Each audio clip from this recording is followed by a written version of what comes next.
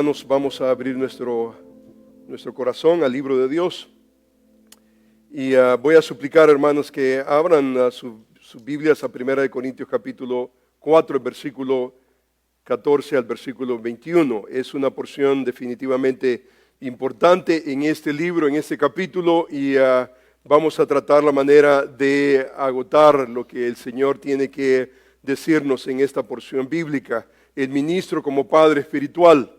Esta es la imagen que el apóstol Pablo está tomando en esta porción bíblica, en todas sus cartas. Una de las cosas que usted observa a medida que estudia las cartas paulinas, usted observa que constantemente el apóstol Pablo busca maneras de cómo comunicar ideas, conceptos teológicos, abstractos.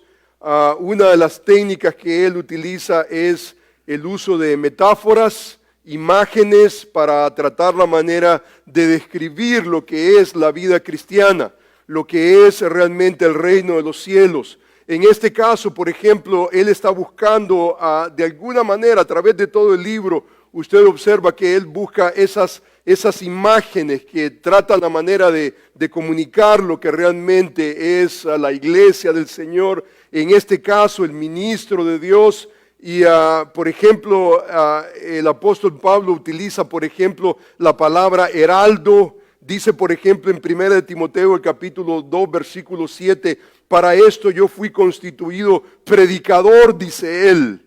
El heraldo, un querux, él es básicamente un proclamador. Y la imagen gráfica es increíble, increíble pensar en un heraldo, especialmente en el antiguo tiempo. Él utiliza, por ejemplo, en 2 de Corintios, el capítulo 5, el versículo 20, la imagen de un embajador. Esa es una metáfora. Usted se da cuenta que el predicador, el ministro, no solamente es un heraldo, es un representante del rey, pero él también es un embajador. Y ese vocabulario no es accidental. Es un vocabulario que está comunicando realmente lo que es el hombre de Dios. Él dice, por ejemplo, en 2 de Corintios, el capítulo 5, versículo 20, así que somos, dice, embajadores en nombre de Cristo, como si Dios rogase por medio de nosotros, os rogamos en nombre de Cristo, reconciliaos con Dios. O sea que en la imagen de heraldo, en la imagen de embajador, por ejemplo, en primera de Corintios, de Timoteo, por ejemplo, el apóstol Pablo utiliza otras imágenes, otras metáforas. En segunda de Timoteo, por ejemplo, en el capítulo 2, versículo 3 al 6, utiliza en un párrafo 3 imágenes. La imagen de un soldado, la imagen de un atleta, la imagen de un labrador. El ministro es eso. El ministro es un soldado de Jesucristo. Es un atleta que corre la carrera que tiene sobre encima de él. Es un labrador, dice, por ejemplo, tú pues sufres penalidades como buen soldado de Jesucristo. Él dice, por ejemplo, más adelante, y también el que lucha como atleta no es coronado, sino lucha legítimamente. Y luego después trata con otra analogía, otra idea, otra metáfora. Dice, el labrador para participar de los frutos debe trabajar primero. O sea que constantemente está el apóstol Pablo pensando en el siervo de Dios, en el hombre de Dios, y el hombre de Dios es eso. Es en momentos un heraldo, en momentos un embajador, en momentos es un soldado, en momentos es un atleta, en momentos es un labrador. Dice la Escritura que ningún labrador dice, él dice que no recibe los frutos si no trabaja primero. Y muchas veces, hermanos, pensamos que el ministerio, por ejemplo, el respeto, el honor para un hombre de Dios debe de ser ganado con esfuerzo y trabajo. No es solamente porque hubo un llamado, no solamente porque la iglesia le dijo, ok, eres nuestro ministro y automáticamente el fruto ya está en ese momento. No, absolutamente. Estas imágenes nos ayudan a encontrar una definición de lo que realmente es el hombre de Dios. Si usted observa, por ejemplo, regresando a Primera de Corintios, en Primera de Corintios el apóstol Pablo dice, por ejemplo, en el capítulo 3, el versículo 10, dice, yo como perito arquitecto, dice, puse el fundamento y otro edifica sobre encima, pero cada uno mire cómo sobre edifica. El apóstol Pablo se ve como un perito arquitecto. En esa misma porción bíblica, capítulo 3, él se ve como un servidor. Dice, ¿qué pues es Pablo? ¿Qué es Apolos? Dice, somos servidores, y la palabra que utiliza es la palabra del verbo diaconeo.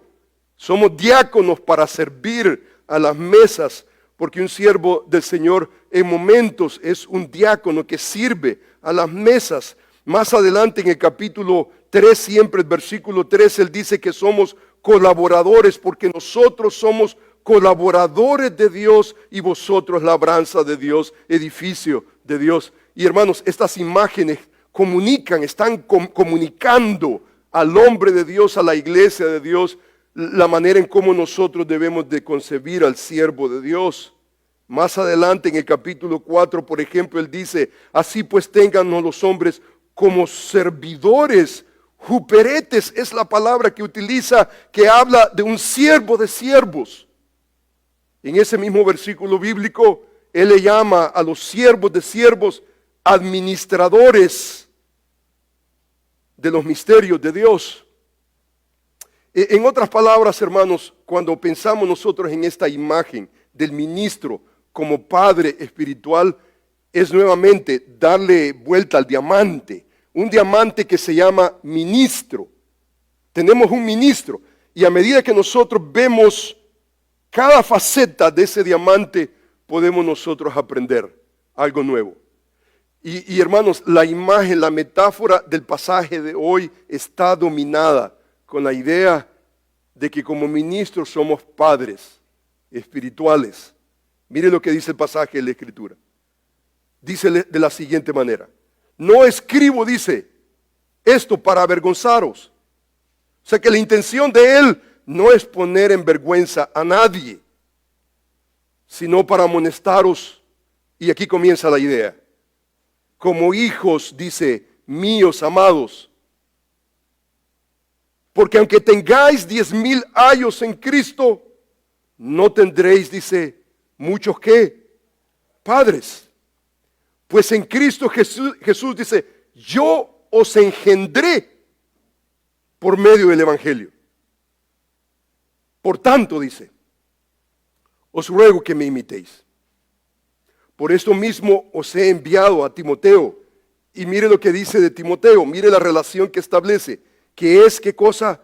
Mi hijo amado y fiel en el Señor, el cual os recordará mi proceder en Cristo de la manera que enseño en todas partes y en todas las iglesias. Hermanos, esto es precioso.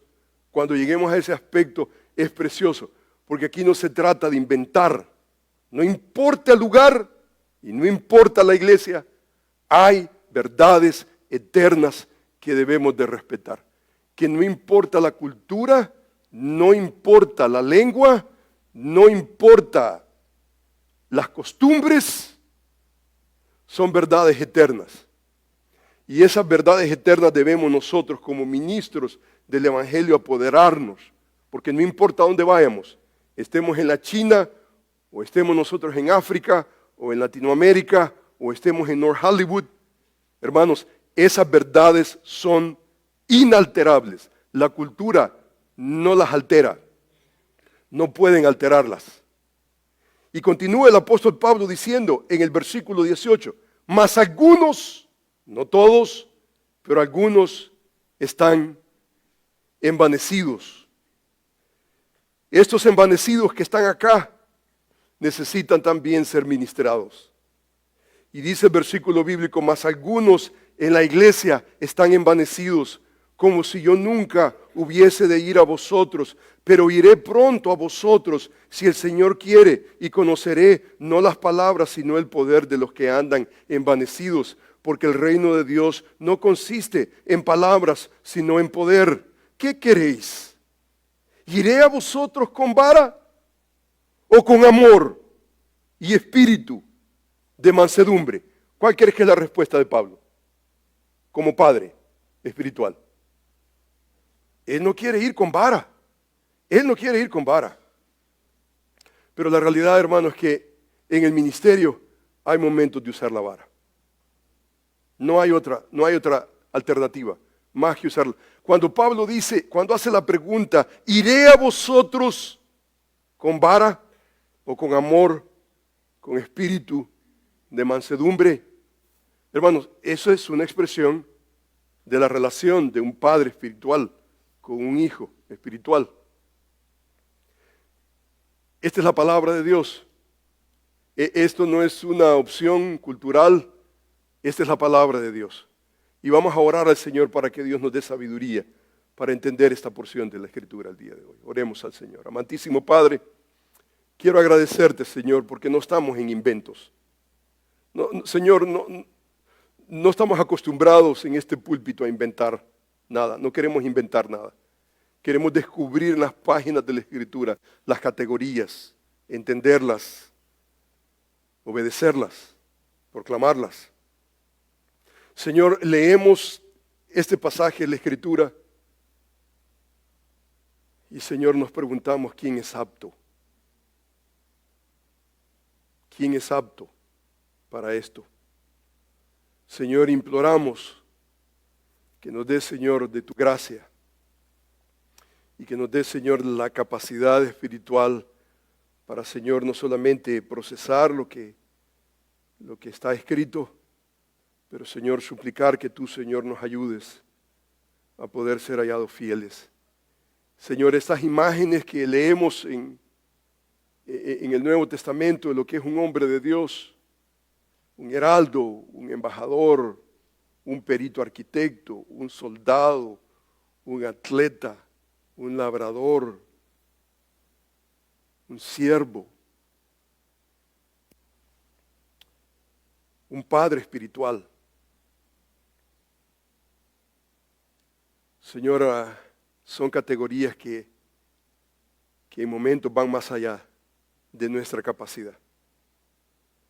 Y yo quiero rogar, Padre bendito, de que tú nos atiendas. Señor, enséñanos, Padre bendito, como iglesia, no solamente a descubrir estas categorías, pero entenderlas, obedecerlas, y que ese sea, Señor, nuestro modelo a seguir. Señor, yo te alabo, te bendigo por esta preciosa imagen de un ministro como padre espiritual. Señor, bendice este pasaje en nuestros corazones. Y yo te lo ruego, te lo suplico en el nombre de Jesús y para tu gloria, Señor. Amén.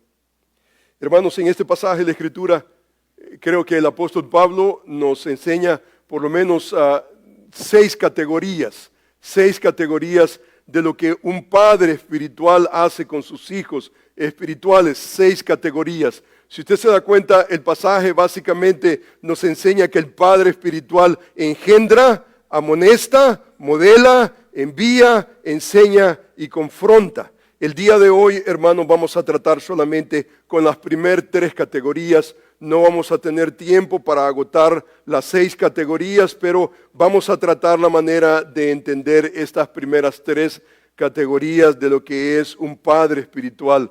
¿Qué es lo que hace un padre espiritual? Creo que aquí el apóstol Pablo nuevamente está tratando la manera de ayudar a una iglesia a relacionarse apropiadamente con sus líderes. ¿Cómo la iglesia debería de ver a los líderes de Dios? ¿Cómo debería de concebir a los hermanos ancianos que están ministrando a su alrededor? Es cierto que el concepto, por ejemplo, de apostolado autoritativo está ahí. Lo comenzamos a ver desde el primer capítulo. Encontramos nosotros la idea de un siervo, de un administrador, de un colaborador, de un perito arquitecto. Encontramos todas esas imágenes. Pero encontramos nosotros también la imagen de un ministro como un padre. Ahora, hermanos, cuando pensamos nosotros en esta categoría, usted se da cuenta, hermanos, el apóstol Pablo no está pensando en un concepto, digamos, abstracto, No está pensando, digamos, en academia. ¿Dónde aprendemos nosotros a ser padres espirituales? Está haciendo alusión básicamente a un contexto. Y no es un contexto de seminario, es un contexto de hogar, un padre. ¿Dónde aprendemos nosotros ministerio? Dentro del contexto hogar. En el hogar nosotros podemos aprender muchas cosas que tienen que ver con el ministerio. Estas cosas, hermanos, estas cosas definen al hombre de Dios. Y hermanos, yo espero como pastor de la obra, anciano de esta obra, que nosotros aprendamos a ver a los que nos ministran, los que nos dirigen, que nosotros de alguna manera podamos relacionarnos con ellos de esa manera y nosotros por el otro lado aprender también a tratar a la congregación, a los hijos espirituales, tratarlos de tal manera como nosotros leemos en el texto.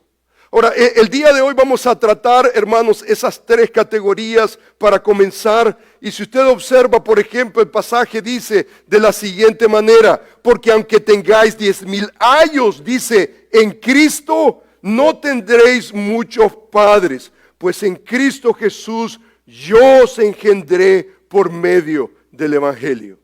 Mire qué interesante, el apóstol Pablo está haciendo básicamente una comparación entre los muchos y el uno. Está haciendo una comparación entre 10,000 años, dice, y un padre. No tenéis muchos padres, pues en Cristo Jesús dice, yo os engendré por medio del Evangelio. O sea que aquí hay básicamente una distinción. En la comparación, el apóstol Pablo está diciendo, hey, identifiquen quién es el padre espiritual. Todos y cada uno de nosotros de alguna manera hemos nacido en Cristo. Alguien compartió el Evangelio con nosotros. Si usted se da cuenta, aquí está comparando al Padre espiritual en relación a los ayos. Y entonces un ayo, hermanos, es una palabra muy interesante, es una palabra compuesta. Por un lado, pai significa niño y por el otro lado hay un concepto de ago que quiere decir dirigir y describe al guía de los niños que originalmente en el mundo greco-romano era aquel que era el siervo que llevaba a los niños de la casa a la escuela y se aseguraba que él era el guía de los niños. Más adelante nosotros leemos en el mundo griego, esta palabra significó no solamente uno que guiaba al niño de la casa a la escuela, a la academia, al liceo, pero regresaba, más adelante vino a ser un educador, pero no en un sentido formal. La palabra básicamente siempre significó un ayudante del maestro principal. Los griegos, por ejemplo, diferenciaban entre el filósofo, que era el maestro, y el pedagogos, que era el ayudante del filósofo.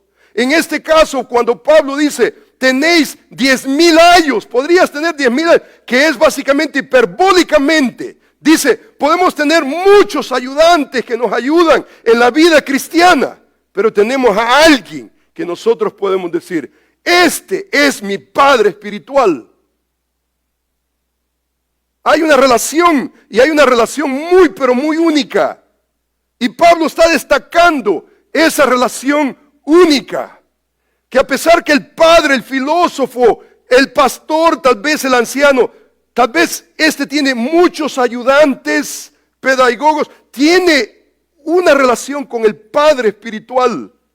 Dice, yo os he engendrado. En otras palabras, hermanos, cuando pensamos, ¿quién realmente es un padre espiritual? Un padre espiritual es aquel que por la habilitación divina básicamente ha traído vida a los hijos espirituales por la predicación del Evangelio. Venimos a ser padres espirituales cuando guiamos a otros a Cristo y básicamente ayudamos a estos que han nacido de nuevo en su vida espiritual. En este sentido, todo creyente debería de ser un padre espiritual, reproduciendo la vida espiritual en otros a medida que predicamos el Evangelio y a medida que modelamos el Evangelio de Jesucristo. Yo creo que esta idea, el concepto que Pablo está introduciendo de un padre a hijo, no es exclusiva de él. No es exclusiva. Él está introduciendo un concepto que todo creyente debe de apoderarse. Todo creyente potencialmente puede llegar a ser un padre espiritual para alguien más. Y yo creo que todos y cada uno de nosotros deberíamos de desear ser padres espirituales. Usted se da cuenta que debido a la gran comisión, creo yo, el apóstol Pablo entraba en cualquier lugar, cualquier ciudad, y entonces lo que él hacía era, número uno, predicar el evangelio. Él hacía discípulos y él constituía líderes en las iglesias. Usted se da cuenta que esto es importante en este sentido, porque cuando el apóstol Pablo dice, por ejemplo, mire qué interesante, dice, no escribo esto para avergonzaros, sino para amonestaros, iglesia, como hijos míos amados. Le llama a la iglesia hijos amados míos, pero también le llama a Timoteo. A Timoteo le está también llamando hijo mío. ¿Y qué es lo que está haciendo Pablo en relación a Timoteo? Dice el versículo, por esta razón os he enviado, dice a Timoteo. ¿Y quién es Timoteo?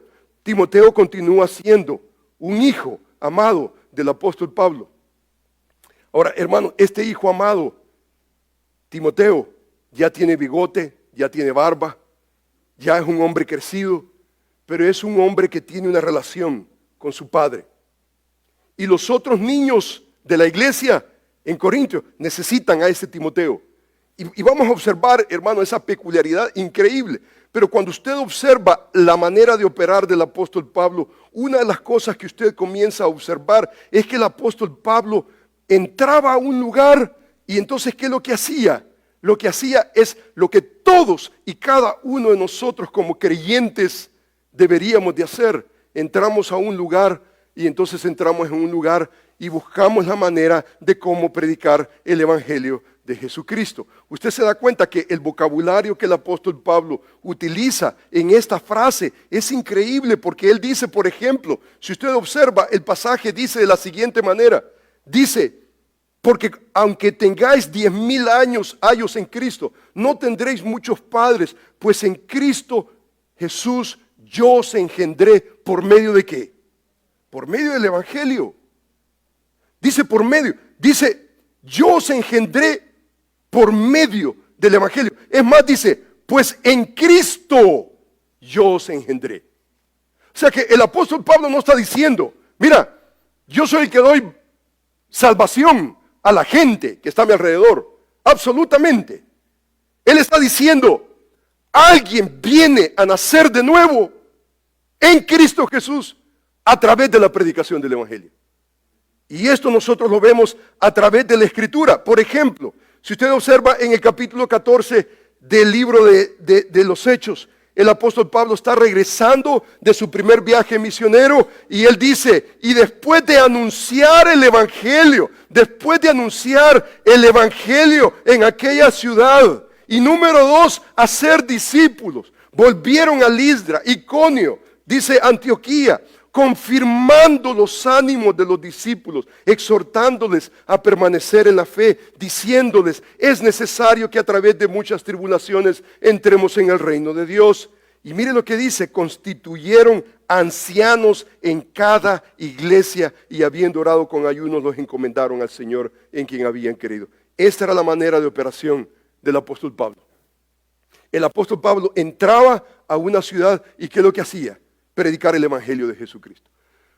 Porque la realidad, hermanos, que en todo lugar, en toda iglesia, deberíamos nosotros de escuchar los gritos de los niños que están naciendo en Cristo Jesús. Nosotros deberíamos de tener acostumbrado nuestro oído a escuchar niños que están naciendo, que están respondiendo al evangelio de Jesucristo. No importa dónde nosotros estemos metidos, no importa dónde el Señor nos permita. Y hermanos, todos y cada uno de nosotros tenemos oportunidades. Dios nos abre puertas. Usted se da cuenta, es muy probable que usted trabaje en un lugar donde nadie más va a entrar a ese lugar. Nadie va a tener una influencia en el dueño de la compañía, sino solamente usted, como creyente. Tal vez ese hospital que está ahí, tal vez ese despacho, tal vez esa oficina de abogados, tal vez no importa lo que sea, el pastor no le van a dar entrada. El pastor no va a tener la oportunidad de poder entrar ahí. Se piensa, en el momento que se piensa pastor, automáticamente impenetrable, no puede entrar a tal lugar. Pero usted, en virtud de que usted está allá adentro, usted debería de pedirle al Señor, todos y cada uno de nosotros deberíamos de pedirle al Señor que nos dé la oportunidad de poder acostumbrar nuestro oído al grito del nuevo nacimiento. Nosotros estamos compartiendo el Evangelio de Jesucristo. Y usted se da cuenta que el apóstol Pablo no solamente se está identificando, dice, yo os engendré, dice, por Cristo os engendré, dice, por el Evangelio de Jesucristo. O sea que él está básicamente estableciendo que el nuevo nacimiento no ocurrió por él mismo. Él tuvo que predicar el Evangelio de Jesucristo. Y usted se da cuenta que Dios pudo haber perfectamente bien en su plan eterno salvarnos a cada uno de nosotros en una manera directa, pero Él no lo hace de esa manera. ¿Cómo lo hace Él? La Escritura dice, rogad al Señor de la mies que salve. No dice así. El libro de Mateo nos enseña, a la verdad la mies es mucha, los obreros pocos. Rogad al Señor de la mies que envíe obreros a su mies. Porque el plan de Dios es ese. El plan de Dios es que Dios utiliza obreros. Dios utiliza hombres y mujeres. Dios utiliza individuos para que nosotros podamos ver el Evangelio de Jesucristo impactando la vida de los que están a nuestro alrededor. Iglesia Bíblica Berea debe de verse en esa realidad. Cuando Pablo está describiendo, yo os engendré, nos está invitando a ver una realidad de lo que la iglesia es. Nos está invitando a darnos cuenta que entramos a cualquier comunidad, entramos a cualquier oportunidad que el Señor nos permita tener. Y entonces, ¿qué es lo que nosotros hacemos? No perdemos nuestro tiempo. No perdemos nuestro tiempo, sino buscamos la manera de que otros puedan conectarse, que otros puedan nacer de nuevo, que otros puedan venir a una relación personal con Cristo. Necesitamos ese grito de los niños que están naciendo en Cristo a todo a nuestro alrededor, sea en el hogar, sea en las calles, sea en los trabajos, en cualquier oportunidad que el Señor nos permita, debemos nosotros de vernos como nosotros engendramos a través de la predicación del Evangelio. En Cristo Jesús, eso es lo que nosotros somos. En Cristo Jesús, potencialmente todo creyente tiene la capacidad de poder ser un padre espiritual. Todos y cada uno de nosotros. Es más, todos y cada uno de nosotros deberíamos de vernos en esa realidad. El apóstol Pablo le llama a estos creyentes que están respondiendo al Evangelio de Jesucristo, no solamente le llama hermanos, pero le llama hijitos, hijitos le llama. Y la imagen es la siguiente, él la usa por ejemplo en Gálatas capítulo 4, versículo 19, hijitos míos, por quien vuelvo a sufrir dolores de parto hasta que Cristo sea formado en vosotros. O sea, la mentalidad del apóstol Pablo no es solamente engendrar. La mentalidad del apóstol Pablo no es solamente, ok, yo te compartí el Evangelio, te prediqué el Evangelio, has respondido que Dios te bendiga. Ahí ve tú cómo te las arreglas. Absolutamente. El apóstol Pablo se ve no como un padre que abandona a sus pequeños. No, hijitos míos, dice, por quien vuelvo a sufrir dolores de parto. ¿Cómo el apóstol Pablo sabía del dolor de parto de una mujer? Pero él básicamente está buscando de alguna manera las imágenes más intensas para tratar la manera de comunicar lo que él desea comunicar. En este caso él le llama hijitos míos, por quien vuelvo, una vez más, vuelvo a sufrir dolores de parto, hasta que Cristo sea formado en vosotros. Hermanos, un ministro que no logre ver esa relación en sus hijitos, es un ministro que no está cortado para el ministerio. Y hermanos, desafortunadamente hoy en día lo que encontramos nosotros como ministros son profesionales. Son profesionales, no encontramos nosotros hombres realmente que tengan la capacidad de entrar en una relación, que puedan verse en ese sentido. Yo estoy engendrando a otros en Cristo Jesús por el Evangelio de Jesucristo y yo no estoy abandonando a los hijitos que están respondiendo en obediencia al Evangelio. No, que lo que hacemos, volvemos a sufrir. Y volvemos a sufrir ¿con qué propósito? Hasta que Cristo sea formado en vosotros. Esto nos habla de una realidad. Los hermanos que están a nuestro alrededor no están terminados. No están terminados. Si usted está pensando de que los hermanos que están alrededor no se van a equivocar, usted está en La La Land, está en Disneyland, a saber en dónde anda, pero esa no es la realidad. La realidad, hermanos, es que los hermanos se van a equivocar. Y cuando se equivocan, ¿qué es lo que nosotros hacemos? ¿Qué es lo que nosotros hacemos? Retenemos nosotros el concepto de padre espiritual. Ahora, hermanos, gracias a Dios que el pasaje de la Escritura nos enseña que esto no es solamente amor, amor, amor, amor, amor y no es amor. Esto no se trata, gracias a Dios que el pasaje nos rescata, porque en momentos el pasaje nos enseña que debemos de hacer no solamente amonestación, pero en momentos disciplina. Y eso es parte del paquete. Pero esa disciplina no va a ocurrir en un vacío. Usted y yo necesitamos entender lo que realmente nosotros somos. Por ejemplo, el versículo de la Escritura nos enseña, en 2 de Timoteo en el capítulo 4, 5, y el apóstol Pablo básicamente nos enseña este concepto de lo que es la imitación y lo que es el Padre espiritual. Él dice, pero tú sé sobrio en todo, soporta las aflicciones. Dice, haz obra de evangelista. Haz obra de evangelista es, mira, ¿sabes qué? Tú necesitas engendrar gente que está a nuestro alrededor con el Evangelio de Jesucristo. O sea, tú sé sobrio en todo, soporta las aflicciones. Haz obra de evangelista, cumple tu ministerio en el sentido que cada uno de nosotros como hombres de Dios debemos de buscar oportunidades a nuestro alrededor para compartir el Evangelio de Jesucristo, predicar el Evangelio de Jesucristo. Esto debería de ser la norma en todo creyente, especialmente del hombre de Dios. Especialmente del hombre de Dios debemos de buscar las oportunidades para vivir esta imagen tan cargada de significado.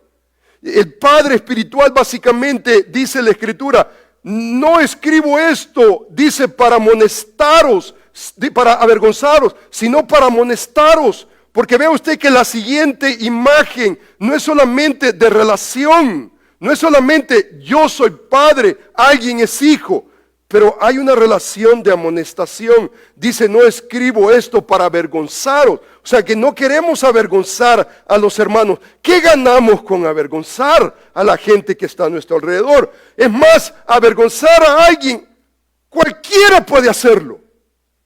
Pero amonestar es un arte. Amonestar es un arte. Amonestar es un verbo muy interesante. Apela a las facultades mentales. Básicamente conlleva la idea de una exhortación, proveer consejo, dirección a alguien que está en una situación peligrosa, errónea, y entonces está tratando la manera de guiar. Usted se da cuenta que esto no es de todos. Esto es edificar a la iglesia del Señor. Y no todo. Cualquiera puede destruir. Usted me dice, por ejemplo, vamos a demoler este edificio. Cualquiera puede hacerlo. Cualquiera puede hacerlo.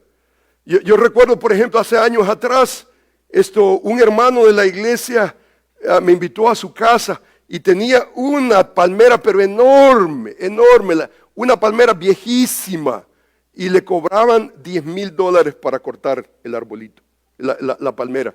Y no tenía dinero él, $10,000, imagínate, para que le corten demasiado dinero. Y entonces de repente se encontró a un jardinero que le dijo, mira, dame $1,000 y yo te la corto. Y $1,000 dijo, wow, $1,000. Y entonces un día se pusieron de acuerdo, temprano en la mañana, agarró una sierra eléctrica, ¡zum! Y el árbol venía, ¡vum! Y casi se pasó llevando las 3 casas que estaban en el lado. Y luego después, pum, pum, pum, y dice que en un día terminó todo el problema. O sea, cualquiera puede destruir, a cualquier manera. Le pone una bomba, ¡pum! Se acabó todo, demolish. Pero tener que hacer línea y tener que calcular los niveles, y no es de cualquiera. Y hermano, esto de amonestar no es de cualquiera. Esto de amonestar es más, si usted se da cuenta, el pasaje dice, no escribo esto para avergonzaros, sino para amonestaros. Y mire qué interesante lo que dice, como a hijos amados. Como a hijos amados. ¿Y qué quiere hacer usted con su hijo amado? Destruirlo. No quiere destruirlo. Entonces, ¿qué es lo que hace usted como un buen amonestador de la palabra que guía, que trata la manera de sacar a alguien del error? ¿Qué es lo que hace? Entra en una relación amorosa con la persona que usted quiere guiar. No está ausente. Hermano, esta es la diferencia, el caos completo del movimiento hoy en día que está pasando del movimiento de consejería bíblica. Se está haciendo del movimiento de consejería bíblica un profesionalismo seco. Es un cliente. Venga, entre a mi despacho y yo lo arreglo. Y al final asegúrese de dejarme el cheque. Eso, hermano, no es consejería bíblica. Consejería bíblica es entrar en una relación. Y es una relación amorosa. Yo entiendo que lo que estoy diciendo en este momento es una bomba. Y es de cerrar puertas en muchos otros lugares. Muchos, pero muchos lugares. Pero cuando usted lee la realidad, hermano, de la amonestación básicamente es eso. La amonestación, hermano, es tan real a medida que nosotros mantenemos una relación con la gente que está a nuestro alrededor. En otras palabras, hermanos, nosotros deberíamos de desvanecer esa idea, por ejemplo, ese concepto. Pastor, aquí le traigo a mi vecino, aquí le traigo a mi hijo, arréglemelo. ¿Cómo? No, eso no existe. Eso no existe. Aquí le traigo a mi marido, necio, terco, arréglemelo. No. Aquí tiene que haber una relación. Y dentro de una relación amorosa, entonces hacemos lo que es necesario. Efectuamos esa amonestación. O sea que la efectividad de cualquier amonestación se incrementa a medida que nosotros mantenemos esa relación. Y es una relación de padre a hijos, con mucho amor. Y hermano, esta es una relación amorosa entre padre a hijo. La palabra básicamente es agapetos, que viene del verbo agapao y significa, dice MacArthur, él dice, es el amor más fuerte, el amor más profundo. Es más que amor fraternal, un afecto tierno. Es un amor determinado, voluntarioso, que tiene el único propósito de servir al objeto de amor. O sea que eso no se trata de ganar un argumento y pensar que usted va a salir en caballito blanco, ya lo hice pedazos con el argumento. No, es una relación amorosa que lo que usted está buscando es edificar. Por quien vuelva a sufrir dolores de parto hasta que Cristo sea formado en vosotros. Es alguien que está dispuesto a sufrir dentro de una relación. Hermano, un ministro que es arrogante, y no solamente arrogante, pero es una persona que le cuesta perdonar, no está cortado por el ministerio.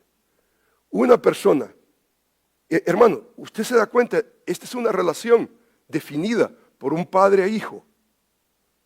Esto no es profesionalismo, esto tiene que ver con una relación. Y la realidad es que los hijos se equivocan.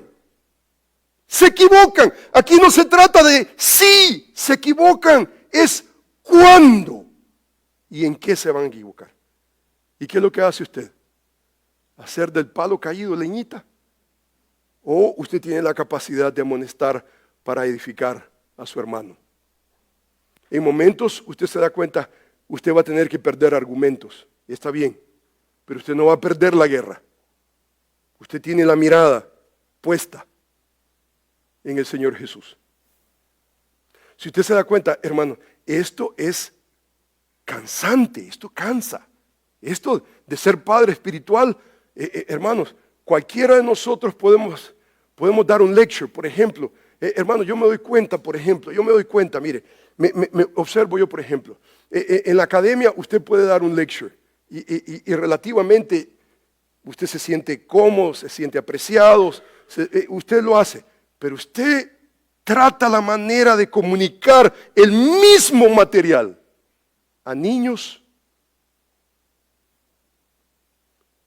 Y usted se da cuenta, y es otro desafío. Alguien que todavía no está adaptado, alguien que todavía no ha aprendido, o sea, usted tiene que comenzar no solamente de cero, pero below zero. Tiene que comenzar aún desde mucho más atrás.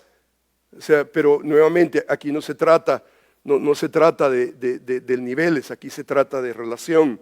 Se trata de una relación. Y lo bueno es que el apóstol Pablo nos está enseñando eso. Y en maneras, en sus cartas, él ejemplariza todo eso. Él está constantemente ayudándonos a entender porque eso es importante en el ministerio. Eso es importante. Por ejemplo, si usted observa en 2 Corintios 12, él habla acerca de esta actitud y él dice, he aquí por tercera vez estoy preparado para ir a vosotros. Y dice, y no os seré gravosos porque no busco lo vuestro, sino a vosotros. O sea, esta es una relación y es una relación en la cual tenemos a Cristo, queremos formar a Cristo. No ando buscando las cosas, tu riqueza, tu fama. Ando buscando individuos, relacionarme con los individuos. Pues no deben atesorar los hijos para los padres. Aquí viene nuevamente la idea, aquí viene nuevamente la relación. Hijos, padres, los hijos no atesoran, dice, para los padres, sino los padres para los hijos. Y yo, dice, con el mayor placer gastaré lo mío y aún yo mismo me gastaré de todo por amor del verbo agapao de vuestras almas, porque amándonos, aunque amándoos más, sea amado menos. Y hermanos, esa es la realidad del ministerio. Delante de Dios en Cristo hablamos y todo dice, muy amados, ¿para qué? Para vuestra edificación. O sea, ¿cuál es la meta? La edificación de los hermanos. ¿Y cuál es la relación? Padre a hijos. ¿Y cuál es el proceso? Sufrimiento. Sufrir por el hijo. Sufrir al punto que entre más amamos, menos somos amados, apreciados. Y yo me doy cuenta, usted ama a hermanos y los hermanos se acostumbran a su amor, a su sacrificio, que sabe cuál es la mentalidad de los hijos. Bueno, mi papá está ahí. Mi papá tiene un sacrificio abnegado. Él está ahí por mí. Y entonces de repente ven a alguien por ahí rondeando un cometa por acá y se identifican más con el cometa. Le andan buscando fotos con el que yo quiero fotos, pero con el papá lo ignoran. Al papá lo ignoran. Pero hermanos, esa es la realidad del ministerio.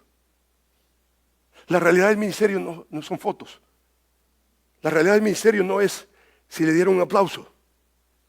La realidad del ministerio es que usted está dispuesto a sufrir por los hijos que Dios ha traído al mundo por el Evangelio de Jesucristo. Por quien vuelva a sufrir dolores de parto hasta que Cristo sea formado. Usted tiene que tener una meta y la meta no es agradar a nadie. La meta no es agradar a nadie. La meta, hermanos, como el apóstol Pablo lo describe de la siguiente manera. Mire lo que dice en 2 de Tesalonicenses, capítulo 2, versículo 7. Antes fuimos tiernos entre vosotros, como la nodriza que cuida con ternura a sus propios hijos. Hay hermanos que les cuesta ser tiernos, ternura. no está en su diccionario. Especialmente de un pastor, líder, simplemente no. No hay ternura. Llora el niño. ¿Y por qué está llorando? What? Cuando la Escritura dice, llorad con los que lloran, gozad con... Eso habla de empatía, meterse en los zapatos del que está sufriendo. Simplemente no tienen esa orientación porque no han pensado bíblicamente. No han pensado bíblicamente. La Escritura dice, fuimos tiernos, ternura con sus propios hijos. Tan grande es nuestro afecto para con vosotros que hubiéramos querido entregaros no solamente el Evangelio de Dios, no solamente ser padres biológicos o espirituales, sino también dar nuestras propias vidas, porque habéis llegado a ser muy queridos, muy queridos. Hermanos, esto debería de ser Berea. Berea debería de ser eso. Una hermana me preguntaba el día de hoy, por ejemplo, del evento de ayer de mujeres. Oh my gosh, cómo me encanta estar con las mujeres de la iglesia. Enseñarle a las hermanas de la iglesia. ¡Qué preciosidad! ¡Qué preciosidad! ¡Qué lindo! Y no estoy despreciando absolutamente a nadie más. Pero usted ve a los hermanos, a las hermanas, y vienen a ser muy, pero muy queridos. Para usted vienen a ser muy queridos. Dice el versículo, porque os acordáis, hermanos. O sea, ellos tienen memoria, que nuestro trabajo y fatiga, dice, cómo trabajamos de noche y día para no ser agravosos a ninguno de vosotros. Os predicamos el Evangelio de Dios. Vosotros sois testigos y Dios también de cuán santa, justa, irreprensiblemente nos comportamos con vosotros los creyentes. Estoy leyendo este pasaje de la Escritura y yo sé que es fresco para ustedes. Nuestro hermano Samuel lo predicó el miércoles pasado. Dice el versículo, así como también sabéis de qué modo, como el Padre a sus hijos. Estas son imágenes que tienen que ver con lo que definen al hombre de Dios. El Padre a sus hijos. ¿Y qué hace el Padre? No solamente es tierno, no solamente hay ternura, pero usted se da cuenta, hay exhortación, hay consolación. Os encargamos. O sea que esto no es accidental. Esto no es accidental. Es preciosa la siguiente imagen que el apóstol Pablo utiliza. Cuando él habla, por ejemplo, del concepto de modelo. Él modela como padre. Y es increíblemente precioso. Ya no tenemos tiempo para entrar a la tercera categoría. Pero la próxima semana vamos a entrar, hermanos, a esa categoría que evoca increíbles imágenes que de alguna manera debe de corregirnos. Algunos de nosotros debe de corregirnos. Algunos de nosotros debemos de identificar a esos padres espirituales que están intercediendo por nosotros. Algunos de nosotros debemos de alterar y no tener la imagen de la corporación, la imagen de que un líder en la corporación es intocable. Usted no es intocable en el ministerio. Usted entra en relaciones. Y hermano, entra en una relación de padre a hijo. Hermano, los riesgos se incrementan. Hay riesgos de ser malentendidos. Hay riesgos, hay tantos, pero tantos riesgos. Pero cuando la meta suya es la formación de Cristo en la vida de la gente que está a su alrededor, usted se da cuenta, hermanos, vale la pena gastarnos. Y hermanos, hay momentos, hermanos, cuando vemos el ministerio definitivamente es gastante.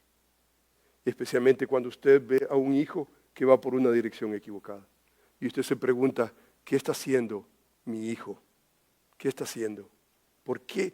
Esto ya lo repasamos. Y vuelve otra vez como tonto. Es un tonto. Literalmente un tonto. Y usted le dice, mi hijo, un tonto otra vez. Pero la relación no termina. ¿Y qué es lo que usted hace? ¿Darse por vencida? En momentos usted quiere darse por vencida. En momentos usted quisiera decir, Señor, aquí yo te lo envío. It's no more. Ya no puedo hacer nada más. Pero hermanos, si ese es el caso nuestro, nosotros deberíamos de decirle al Señor, Señor, llévame. Llévame.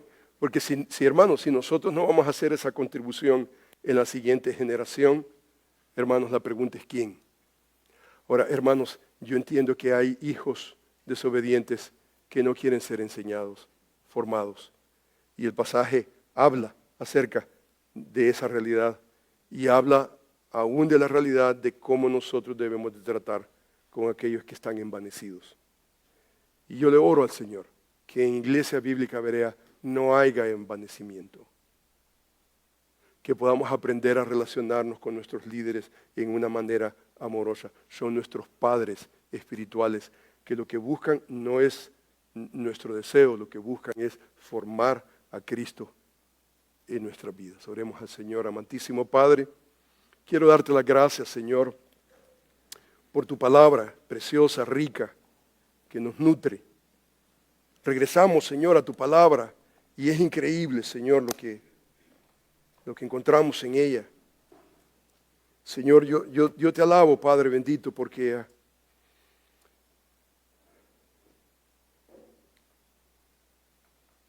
tu palabra, Señor, tiene poder para sobreedificarnos.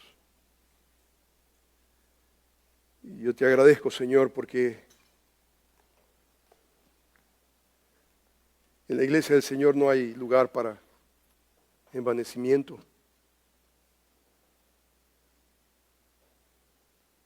Somos una familia en Cristo. No todos somos padres, pero algunos nos ha llamado a ser padres. Y tenemos una relación. Y queremos ser hallados fieles delante de ti.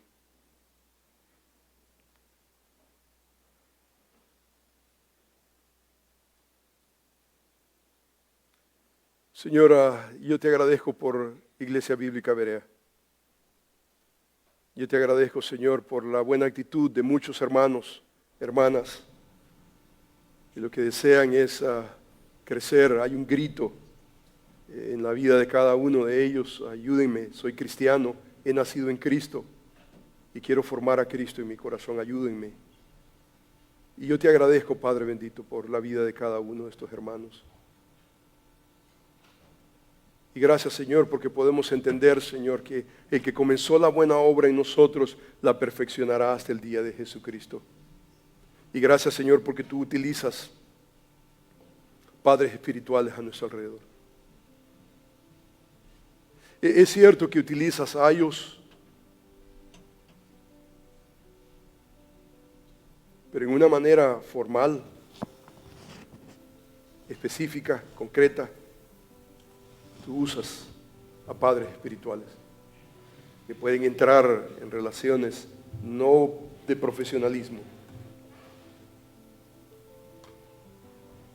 sino relaciones familiares. Nos vertimos, nos damos relaciones, crecemos, maduramos. Es en ese yunque donde nos hacemos. Y es sufrimiento. Y tú, Señor, formas en la vida de otros el carácter de Cristo, pero en el proceso nosotros también somos formados. Y yo quiero agradecerte, Señor, por ello. Señor, bendice tu iglesia. Bendice tu iglesia. Enséñanos, Señor, a entender que no somos profesionales en la iglesia del Señor. Somos hermanos en Cristo, somos padres, somos hijos y necesitamos esa relación amorosa de formación y de crecimiento. Señor, alabamos tu precioso nombre. Gracias, porque tu palabra es rica.